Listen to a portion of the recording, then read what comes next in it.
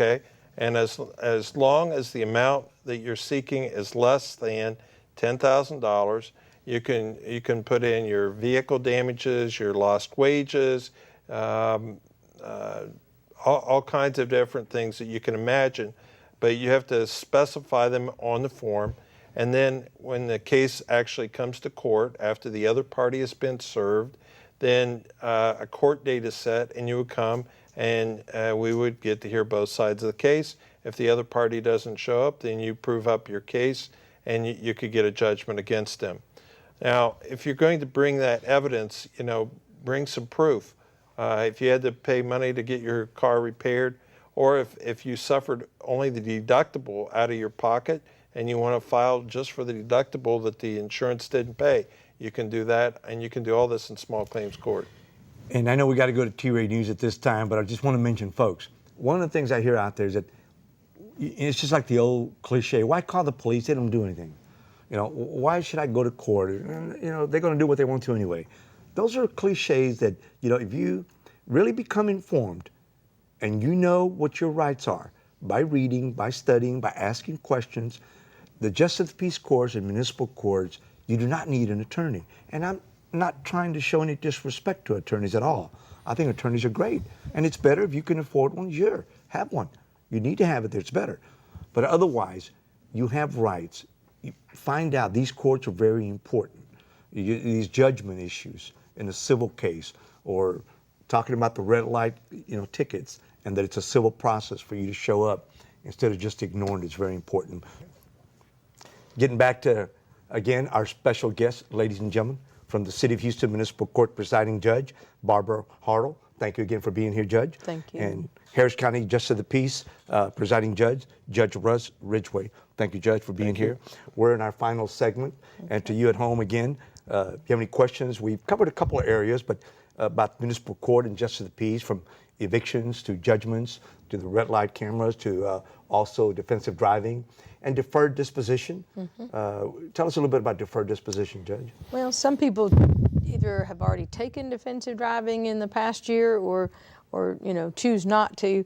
And so we do offer something called deferred disposition. They pay a larger amount of money, closer to the fine amount, and they're usually placed on some kind of probationary period, usually from 30 to 90 days, depending on the offense, in which they cannot receive any new offenses during that time period. And if they comply with the terms, then the case will be dismissed. But it also, if they do comply, it doesn't go against their record. That's correct. Just it does like not get driving. That's correct. And they can handle all this also online. That's correct. Okay. Does the Justice of the Peace also offer that? Well, the deferred disposition really, while it's out there, it's under the control of the prosecutor as to whether they want to offer it or not. But if a person complies with it, agree, it doesn't go on their record. But you do have to come to the court. You do have to meet with the prosecutor. So there is a difference, because in municipal court, they can handle it online. Right. Everything's online. You cannot do it online in the justice court. Are we a little bit behind? No. No. State law may be behind. We aren't. State law says it can't be online? The state law says the option for how you offer the deferred options, either driver safety course or deferred disposition, really rest with the plaintiff, who's actually the prosecutor or assistant district attorney. Okay. All right. So there is a difference, in the courts, ladies and gentlemen, and that's why it's good to have, both judges here, so you can hear, how both of them operate. But in the municipal court, if you have, and I think is the ticket, the infraction only speeding?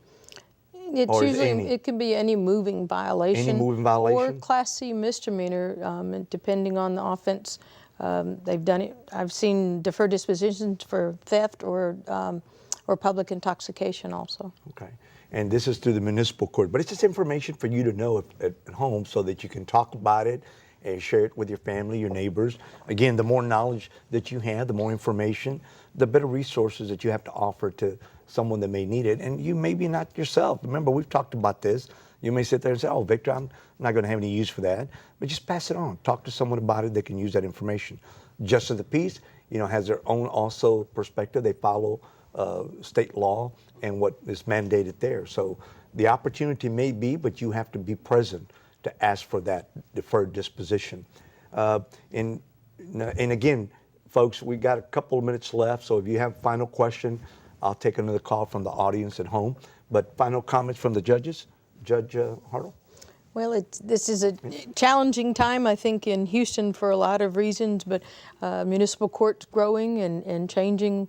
We're going to be hopefully adding additional jury trial dockets at a whole nother courthouse, which is going to be an interesting accomplishment to do that in two places at one time. But we're trying to improve all of our online services and make it easier for people. We have walk-in annex dockets at different facilities all over the city as well as at the downtown location. So we're trying to be as user-friendly a courthouse as possible for those folks that do have to come to the courthouse to take care of their business. And again, your operation sometimes is 24/7. Well, To some degree. our courts are usually open till 10 or 11 at night, at least the downtown ones are, and then we do run other dockets for the folks that are arrested and needing to be released out of the city jails. So we do have judges working weekends, holidays, nights, all the time. And they're on call. And they're on wake 'em call. up sometimes. That's true, they do. Judge Ridgeway, final comments. Very interesting differences between the city and the county, because in the county courts, we don't work 24/7. We don't have associate judges. It's one judge per annex, and so there's 16 judges spread out across Harris County. We do believe in technology. We're trying to make everything we possibly can possible over the internet. If you just don't want to fight your ticket, you just want to pay it, you can actually pay it online. If you've lost your paperwork and you're not sure when you're supposed to be in court, there's a feature on the internet called Find My Case. So you can go out and give some information about yourself, and it'll bring up any and all cases you have in any of the justice courts. So we believe in technology and believe that even the future is going to give us even more ways to use the internet. Unfortunately, we're running out of time. I want to thank my special guests and all of you at home. Next week, a very interesting subject, talking about immigration. I'd like to hear from your input, and we'll have some experts on the show. Thank you. We'll see you next week. Happy Fiestas Patrias.